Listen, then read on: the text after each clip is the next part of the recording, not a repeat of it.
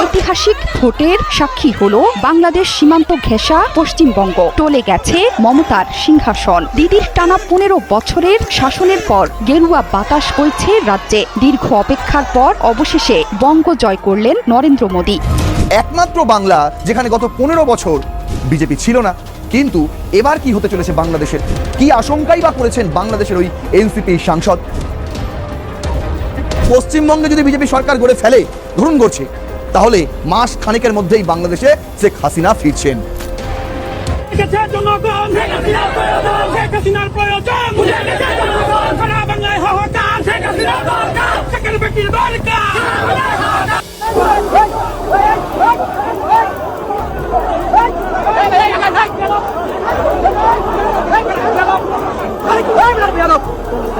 Public প্লেসে বের হয়েছিল আজকে স্বরাষ্ট্রমন্ত্রী, জনগণ খিচ্চা ধরছিল।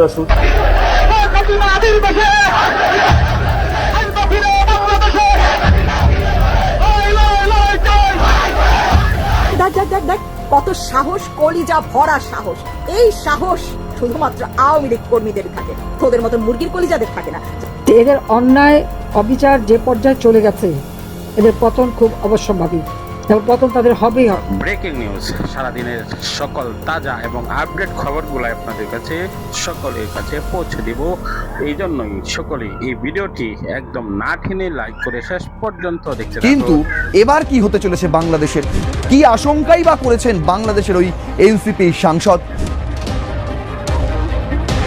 যদি বিজেপি ক্ষমতায় চলে আসে পশ্চিমবঙ্গের, বলেছেন তিনি, তাহলে কি হবে? দিল্লিতে হাসিনাকে টার্গেট করা হয়েছে, কিন্তু কেন? কেই বা এই টার্গেট করছে? হাসিনাকে হত্যা করলে লাভ কোথায়? কেন শেখ হাসিনার প্রতিটা মিনিটের কার্যক্রম, প্রতিটা মিনিটের তথ্য তুর্কির জানার কি প্রয়োজন? তুর্কির গোয়েন্দা সংস্থা জেনে কি করবে? Bangladesh MP warns of refugee crisis if BJP wins West Bengal polls. অন্যদিকে এইটা প্রমাণ করা যাবে যে দেখুন, ভারতে এই মুহূর্তে যে সরকার রয়েছে সেই সরকার ব্যর্থ শেখ হাসিনাকে নিরাপত্তা দিতে। পশ্চিমবঙ্গে যদি বিজেপি সরকার গড়ে ফেলে, ধরুন গড়ছে, তাহলে মাস খানেকের মধ্যেই বাংলাদেশে শেখ হাসিনা ফিরছেন। অসম ত্রিপুরার পর এবার পশ্চিমবঙ্গেও ভারতীয় জনতা পার্টি সরকার গড়তে চলেছে। আর এমন অবস্থায় দাঁড়িয়ে বাংলাদেশের আতঙ্ক আরো বেশি করে গ্রাস করেছে। সম্প্রতি এনসিপির একজন সংসদ সদস্য তিনি এই আশঙ্কার প্রকাশ করেছিলেন যখন এক্সিট পোলের ট্রেন্ড বাংলাদেশেও পৌঁছে গিয়েছিল, এই পশ্চিমবঙ্গের এক্সিট পোলের ট্রেন্ড। সেই এক্সিট পোল দেখে তিনি রীতিমতো আশঙ্কা প্রকাশ করে সংসদ ভবনে দাঁড়িয়ে বলেছিলেন তার আশঙ্কার কথা। যদি পশ্চিমবঙ্গে বিজেপি সরকার গড়ে, তাহলে বাংলাদেশের জন্য এটি আরও একটি খারাপ খবর হতে চলেছে। তার কারণ একেতেই দেখতে পাচ্ছেন, চারিদিক দিয়ে বিজেপি শাসিত রাজ্যগুলোই কিন্তু বাংলাদেশের কে ঘিরে রয়েছে। আর একমাত্র বাংলা যেখানে গত 15 বছর বিজেপি ছিল না, কিন্তু এবার কি হতে চলেছে বাংলাদেশের? কি আশঙ্কাই বা করেছেন বাংলাদেশের ওই এনসিপি সাংসদ? সেই সমস্ত কথা আপনাদের বলবো।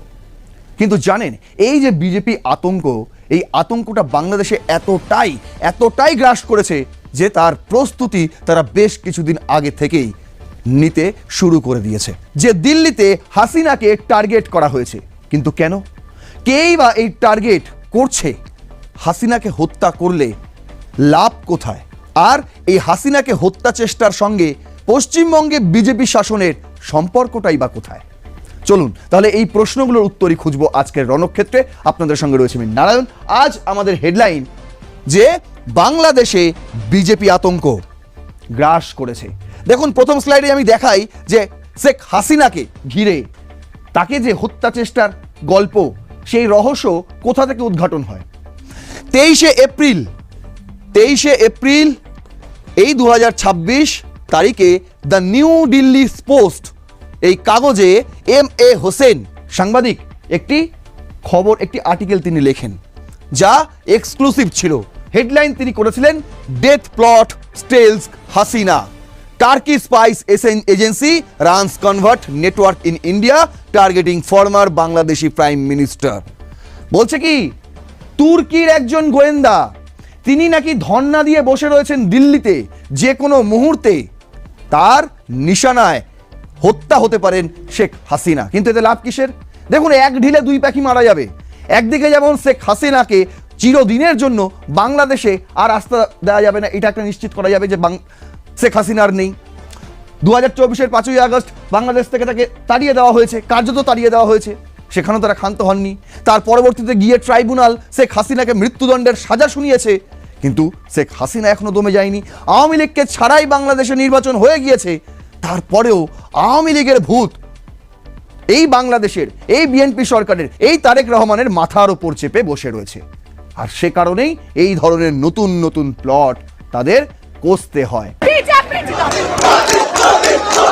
ঐতিহাসিক ভোটের সাক্ষী হলো বাংলাদেশ সীমান্ত ঘেঁষা পশ্চিমবঙ্গ। টলে গেছে মমতার সিংহাসন। দিদির টানা 15 বছরের শাসনের পর গেরুয়া বাতাস বইছে রাজ্যে। দীর্ঘ অপেক্ষার পর অবশেষে বঙ্গ জয় করলেন নরেন্দ্র মোদী। ভোটের মাঠে দৌড়ঝাঁপ করে সার্থক শুভেন্দু অধিকারীও। মমতার বাড়ির সামনে উল্লাসে ফেটে পড়েছে বিজেপি সমর্থকরা।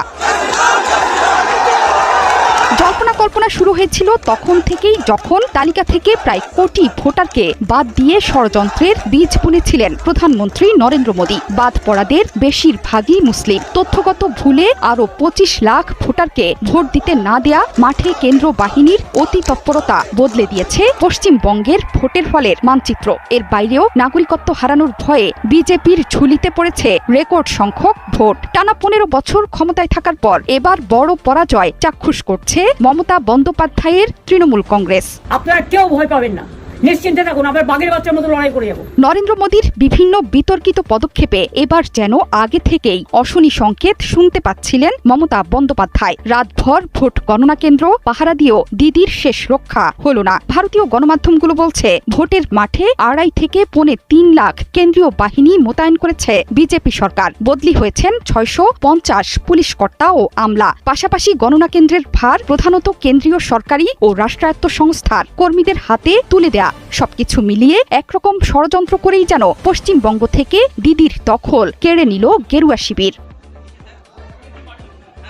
ভোটের ফল প্রকাশের দিন 4 মে সকাল থেকেই রাজ্যের আসনগুলোতে বিজেপির হুড়মুড়িয়ে এগিয়ে আসা। এরপরও আশা জিইয়ে রেখেছিলেন মমতা। তার অভিযোগ, ইচ্ছে করে জেতা আসনের সংখ্যা প্রকাশ করছে না কেন্দ্র সরকার, সবকিছুর নিয়ন্ত্রণে কেন্দ্রীয় বাহিনী। এরপর ধীরে ধীরে বড় পরিবর্তনের পথে ঝুঁকতে শুরু করে পশ্চিমবঙ্গ। পশ্চিমবঙ্গ বিধানসভার 298 আসনের মধ্যে প্রায় 200 আসনে জিতে ভূমিধস বিজয় ছিনিয়ে এনেছেন নরেন্দ্র মোদী। बीजेपी सरकार দেশবাসীও কে হিত মে লাগাতার। সম্পূর্ণ ভিডিওটি দেখলেন, বুঝতে পেরেছেন ভিডিওটি অত্যন্ত গুরুত্বপূর্ণ। আমরা সকল আপডেট এবং ব্রেকিং নিউজগুলো আপনাদের মাঝে সর্বপ্রথম পৌঁছে থাকি।